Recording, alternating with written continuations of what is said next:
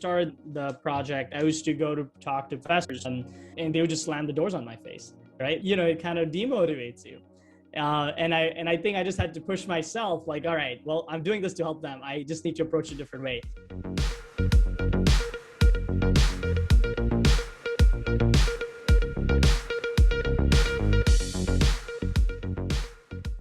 Today, I'm very excited to talk with our guest, Rohan Shah, for many reasons. The first one, his mission to make an impact in education is most dear to me and is so important for the world.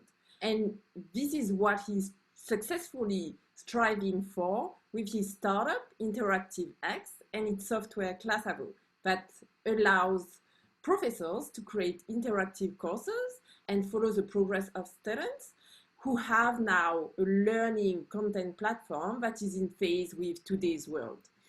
Rohan was named to the Forbes 30 under 30 list. On top of being a successful entrepreneur and CEO, he's empowering students as a judge at UB Pitch Elevator and in hackathon programs. And during this interview, we'll talk about his perception and vision for education, his background as a fellow UB alumnus, and I'm so pleased again to have him. So thank you so much, Rohan, and thank you for being here. Pleased to be here too. Thank you. It's an honor. Okay, so my first question is about your startup and how you founded it. Interactive was founded in 2015 after you graduated from UB. So when and how exactly was the idea of Classavo, the software, born? Absolutely. Like going through the college system, I always had this sort of an inkling that the system could be a lot better. But that's really true to be said about anything that you do. But particularly what really irked me was how the inefficiencies of imparting, delivering education or message or information to students could be really trickled down into a lot more effective than it was. We were using processors, browsers and tablets, but we weren't really making use of an education yet. So for me, like a cell membrane is always a moving thing. A photo or a static photo on just a piece of a textbook printed or it's like in a PDF didn't really do much justice. So a part of my mission early on was to figure out how to solve this, but it wasn't really at the conscious level. But it really kind of got into solidified when a professor approached me to sort of co-author his math textbook. And, I was like, wow, this is an honor, and kind of looked into it and realized that basically there was, we really learned the other hardships that actually that goes into publishing and how ultimately gets out to the students and through publishers and distributors and ultimately the professors adopting it. And we realized this really could be a better way to do this, where if we can solve the grassroots problem of making content more engaging and interactive at the author level, then we can really make it a lot easier ultimately when the professors adopt it. So, we kind of got started there, and the University of Buffalo found this to be, sort of a fruitful, and we won the ELAB fellowship from University of Buffalo that helped us fund to start the company. And truly become a really incubated project and take advantage of the university system to really build the next future of education. Oh, so what you're saying is actually you saw both sides. First, the need as a student, and then you also translated this when you had to create content yourself as kind of a professor. So you truly want to make an impact on both professors and students. And so you said that you founded it when you gave you investment and believed in this idea. But what actually triggered the fact that you wanted to execute this idea? Did you present the idea to UB, or did you start the development of the software and then you presented like a prototype to UB? How did it work? No, it really was the former, right? Where Didn't really know exactly what I wanted to do. I knew that was other part of it was always something entrepreneurial. I always had that entrepreneurial spirit. I always appreciated that. I always viewed it as one of the hardest things to do, and that always attracted me to do somehow. And I think it really kind of became more clear the more I studied, the more I learned about it, that this is something that I can solve, and this is something that seems challenging, right? And but at the same time, I think I kind of pulled the trigger to really execute it is when I really sort of figured out the impact it had on the students, right? So when we first actually launched the platform, you walk into a class of 800 students using your platform by built by a handful of people. It's just so impactful. It's massive. And so I think with that sort of kind of vision early on, I was like, okay, that sounds really cool to do, let's just do it.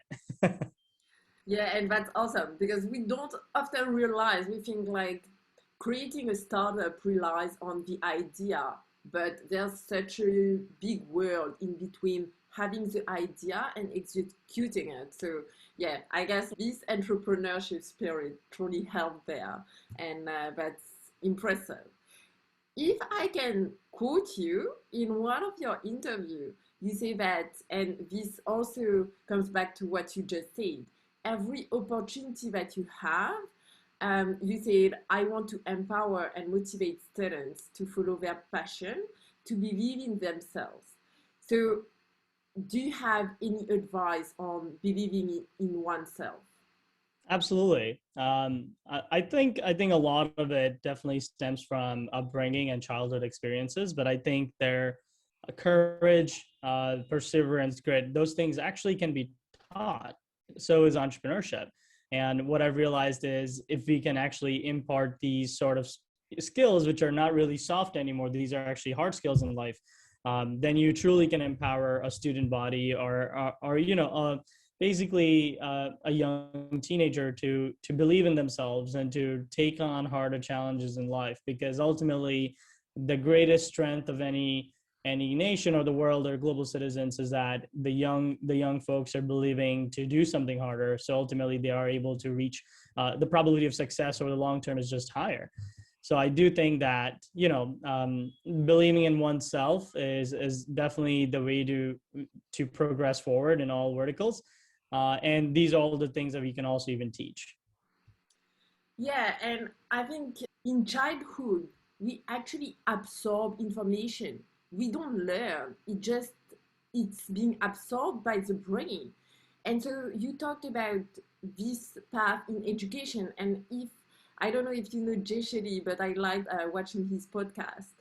And he said that the first thing that you learn in India is actually you learn to breathe, because breathing is what will follow you from birth to the end of your life. So, can you let us know a little bit more about your own education? Absolutely, 100%. I think it was definitely well said. And I think part of my upbringing, so my parents are both bankers. And part of that came along with was, transferring between different places around the country as well as the world. So I grew up my formidable years in India in a place called Goa, very beautiful. Christian, is almost like where you grew up. Sunshine all year round, tropical, the beaches around, and it's a great weather. But ultimately, what was different about the place is that I did not culturally belong from there. So I spoke a different language at home, and the place spoke quite different language. So in fourth grade, I actually was when I moved down there. They were learning the local language, which is called Konkani, from since first grade. So I moved there in fourth grade, didn't really know how ABCD looks like in this language. The teacher asked to stand up in class and recite, and I don't really know how to say that, right? And after class, I would take extra classes just to learn the language. So I think part of a lot of this was, the culmination of so much diversity being thrown at me, that I ultimately really became very comfortable with learning the languages, the reading of things.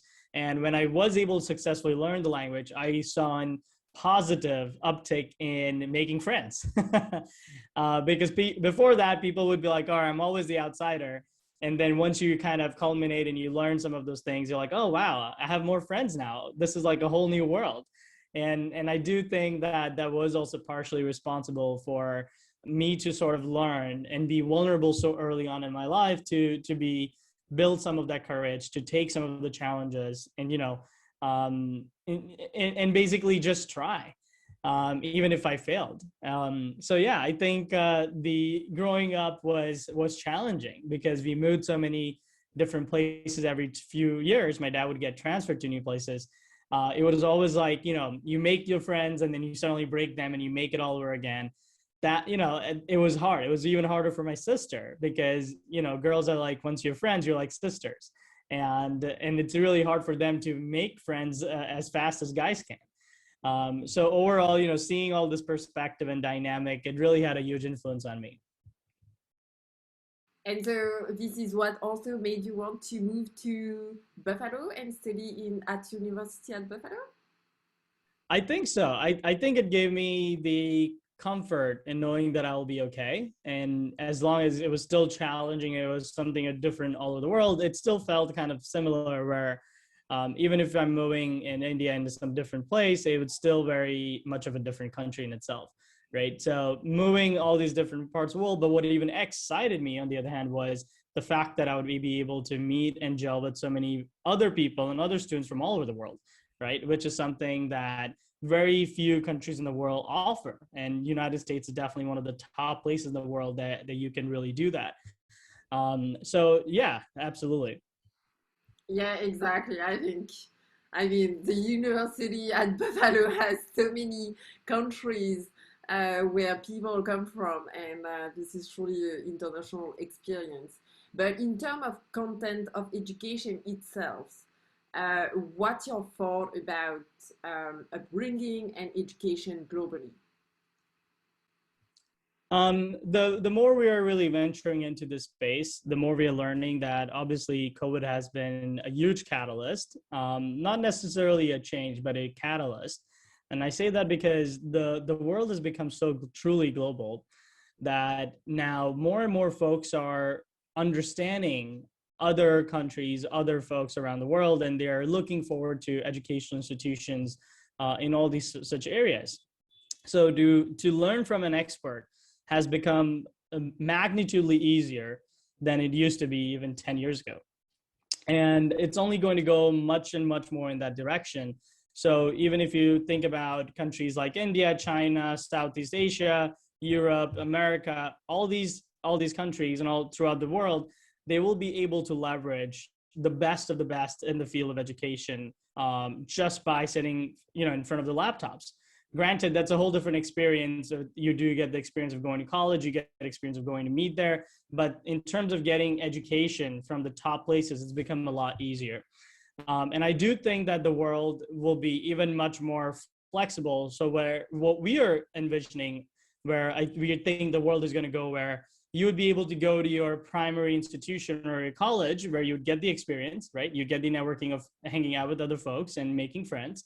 But the second part is the professors or the instructors or the courses that you will choose from will be on a la carte basis. So now you can basically take a class from MIT professor in introduction to calculus, then you will take a intro to biology from UPenn, and you can really stack them all together and have the credit so easily transferable and take some of the classes in your school, or your school would offer all these courses from different other universities or professors in collaboration with them, where you're truly getting a global feel of content, right?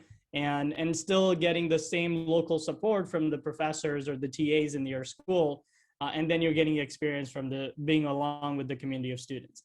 So I think the world is moving truly global. The only challenges that we're yet to see is the hyper-localization of languages. Like I said, my own experience, right? So all this around the world, you have different languages. So it's still yet to be seen how we can take some of that global expertise and also boil it down for, convert them into localize it to more for the in different parts of the world. So I think English is definitely one of the top mediums, but there's still yet to be discovered how we can convert those into other local languages.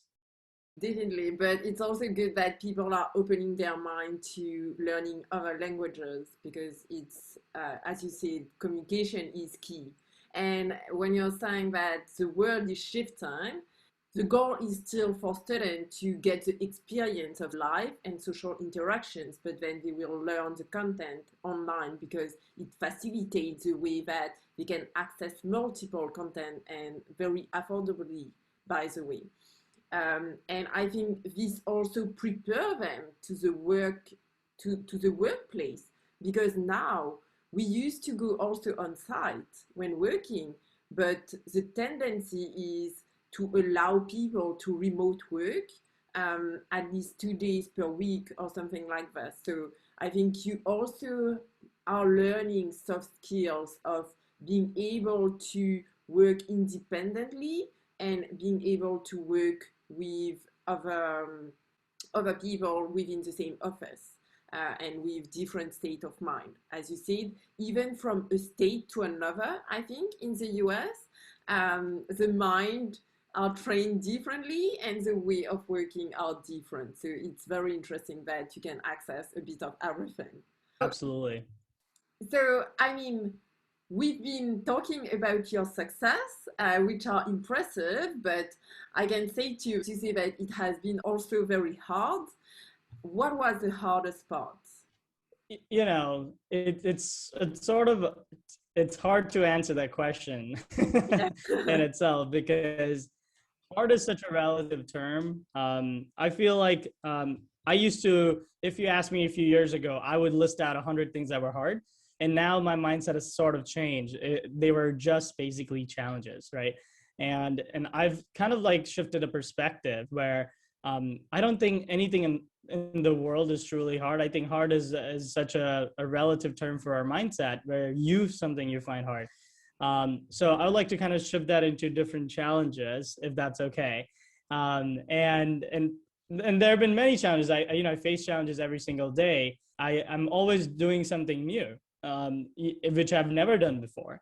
And that's one of the things that kind of excites me. But if you want to relate to sort of something hardest challenges in my life, I definitely think it had to do with number one was culture building in the company. Number second was just, how do I position myself as, how do I position myself as a growth leader for myself, as for my own mindset. And the third was, basically, building a team around where I can rally them behind. So these are the top three challenges that I still face day to day. And I'm just, trying to get better at it every day. That makes sense, but I like the way you associate challenges with mindset. One of my coworker one time was saying that in Middle East Europe, we call those problems. In Western Europe, we call these challenges. And in North America, we call these opportunities. So it's just like the same thing, like differently, right? But so you talked about how you want to build a culture, which is something very, this is a great opportunity. How do you see your role as a CEO? Because when you launch a startup, I guess you have to follow through the operations, but have a vision and communicate this well within your team. So, how do you balance your time and how do you truly see your role as a CEO? Yeah, essentially in terms of the remote work, as well as like, balancing all these different aspects of it, it's even much more, it's become a little bit harder to sort of think about a culture when everyone's remote and we're just doing Zoom calls and it's just like tired all day with just meeting on screen. um but I think there's a different way to look at this that I'm trying to kind of, push myself to think in that regards is, all right, well, this is just another sort of phase or challenge. How do we make the best of it, right? Because there's certainly a lot of pros in this sort of structure. We just need to fill out the other cons. But in terms to balance my time as a CEO and in this stage of my company, there isn't really one. I think balance in itself is it's for me, it's kind of sort of hard to wrap my head around, like what does balance really mean. And I think you balance this out or you don't do this, but I do agree with mental health, where to take care of one's mental health, to kind of disconnect from devices, you have to look kind of after yourself. But I think in terms of balance of time or structure, I think it's just really free flowing. At least for me, that's what I've seen to work. So not so rigid, not too flexible at the same time. Makes sense. Yeah, and mental health is so important, especially nowadays. And I'm very grateful for all the companies like my company who offer the mental health day so that everyone can disconnect at the same time and don't feel the pressure of having to be okay while it's such a weird situation. But so, what would be your long-term dream and objective? I think my long-term dream is to experience as many things as I can, especially in terms of opportunities, challenges, problems, and just really enjoy the journey, really, and to look back and say like, yeah, I did all this, I experienced all this, and the good and the bad, and be proud of all of it. There's a particular milestone, or like this is like the income bracket, this is the company stage, this is like where I want to be in life with someone. It's just about everything, really. It's about just being passionate about what I do, in front of whatever the things are in front of me, and basically sort of just enjoy and cherish every little small things in life, and not regret anything in life. I love it. I love it because it's at the same time curiosity, growing yourself, growing your company, empowering others, and humility. Because as I said, like you've got so many awards, and you seem to see that the path is still ahead. There's still so much room to grow further, and that's inspiring. So thank you so much for that. And another way that you are motivating students is by, as I said before, being a judge at, for instance, New Area Hackathon and UB Elevator Pitch competition. Would you like to share a little bit more about those opportunities? Yeah, I mean, those things were blessings for me to really learn more in many different ways, to be on the other side of the because before, when I was in the as a student, I actually did go to a lot of these hackathons.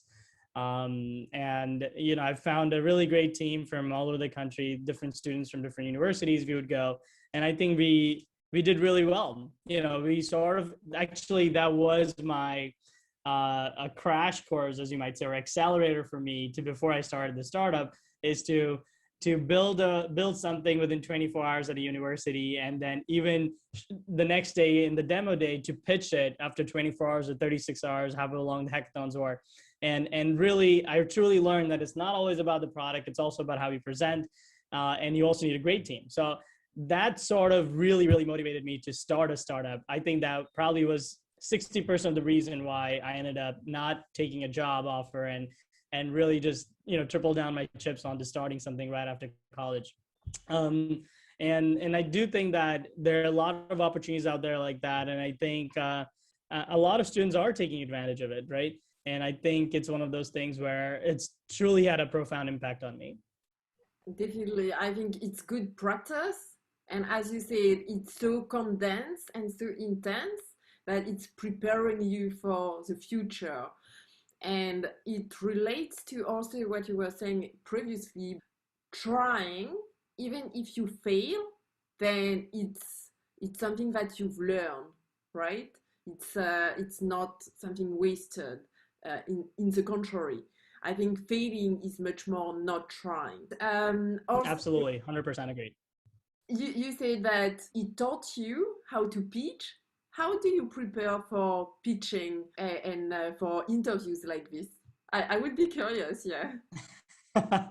To be honest, I'm just winging it. So, um, really, there's, I mean, the more you do it, the more you talk to folks, I think you just become a little bit more comfortable. But I do want to tell you, I do want to share about this. I'm glad you asked. Um, I think one of the top things, and it's kind of falls into soft skills, but I do truly think it's one of the hardest skills that you can learn, and it's a strong skill, is sales. Right. When my background was a software engineer, and a little bit of business knowledge, I didn't really have any sales or formal sales experience or things of that nature. But when you do a startup, you have to, and you must, um, be like, push yourself into sales, right? And I remember when I started the project, I used to go to talk to professors, and they would just slam the doors on my face, right? There'd be professors who are totally open, and then there'll be professors who would be cut and short. I mean, these are like really small. These are very small, tiny bits versus a large sample, but still, it kind of demotivates you. And I think I just had to push myself, like, all right, well, I'm doing this to help them. I just need to approach it a different way. And then you become really good at convincing them. So two things happen: either you get so demotivated you stop doing any of it, or you kind of push yourself, that you hope you have that sort of inkling that, hey, this is just another challenge. Push yourself. And I kept doing a lot of that, and it became, and I saw the positive effects what I had. I would change a different strategy, and people would respond differently. And I said, you know what? It's not really their problem. It's really what I need to do better. And then you learn a lot about people, right? And you learn about how to just be friends. And you learn that sales is not about really selling anything. It's about building relationships, right? And the last part, a really good entrepreneur gave me good advice. Like, Rohan, when you're coming to talk to about anyone about any business deals or about talking to them, don't talk about business at all until the last 5% of the time, your time with them. So the first 95% of the time, it just has to be with really old school, about them, about the relationship, ask them about their families, ask them about the kids, and be genuinely interested, right? Not just to be just throwing it out there. And I started really taking interest in being able to build a meaningful and deeper relationships with, either in business, either in family, either in personal life, with friends. And I found that to be very rewarding, right? And ultimately, I think that really helped me be okay just to talk to about anyone. That's a very good one. I think even when we look within enterprise, the fact that, yeah, you have social interactions with your coworker facilitates so much the collaboration. When you're friends with people, it's so easy to reach out to them, whether you have a question, they have questions, and you have to solve a problem. Also, I think unconsciously you also understand what their type is, for instance, like if you look at the DISC assessment and so on, people are either explorer or detailed oriented. You understand also what they are incentivized by, and then you can see whether you can actually solve a problem and provide a solution to them that would be of interest. Because, as you say, it's all a question of perception at the end of the day. And that's very valuable. And it also makes the work more enjoyable, right? 100%, right? I realize, I think it's a little more about service to others than it's servicing, oneself. And I think with that sort of thought perspective, I found to be able to enjoy myself a lot more. Where I'm like, I'm not doing this for myself. I'm not doing this to like make XYZs happen. I'm really just want to give in. And what I've really been able to embrace and being open about is when I've shifted my mindset to that, I've actually been able to receive a lot more, right? So the giving nature allows us to bear the fruits of the labor, but at the same time, not expect those fruits of the labor. Yeah, that's how you achieve fulfillment. And we can feel your passion and your generosity. So that's really awesome. Do you have an advice that you would give to your younger self? Just relax. I actually answered this somewhere a few weeks ago to myself, and just to relax more, enjoy the journey a little bit more. Don't take stress. Um, yeah, just not too much different. Just to take it easy and still work hard, but just not to worry about things, right? Because when it was a first time founder, first time starting a company, you're so like worked up on a lot of different things, and you're worried about those things. and eventually you solve it, right? And then you learn, and it's a natural progression. But if someone told me like, hey, just relax and enjoy this time and do it all over the same thing, it would be great. But I'm sure there are times where those kind of pressures also sort of push me further. So it's kind of hard to say, but in general, just enjoy with friends, really enjoy your time in college, right? But also enjoy your time where you are now. But just very cliche sort of an advice to my young self. Yeah, but it's a recurrent one, I think, because we put so much pressure on ourselves, and sometimes letting it go allows more creativity and just feeling happy with where we are at, enjoying the moment, as you said. And when you say not worrying too much, I don't know if you've seen this diagram where there's a question that say, do you have a problem? Yes. Can you do something about it? Yes. So why do you worry? But then, can you solve the problem? No. Then why do you worry? Because you don't have control over it. Do you have control over it? No. So why do you worry? And if you don't have a problem, then why do you worry? I mean, there's no point in worrying. It's not helping you solve the situation. But that's a great one. And I do hope it will help people in these hardships and this context that is not easy, but I'm sure we can go through it by being there for each other, by helping each other, by giving. And this would be, I mean, we are stronger together, so we do hope it's gonna help. And what you're doing for professors, for students, for the education in general, to make sure the future generation can benefit from all of this is very inspiring. So thank you again so much, and I do hope that this would be of service to people watching. Thank you so much for inviting me, Christine. This has been a pleasure. Thank you so much again.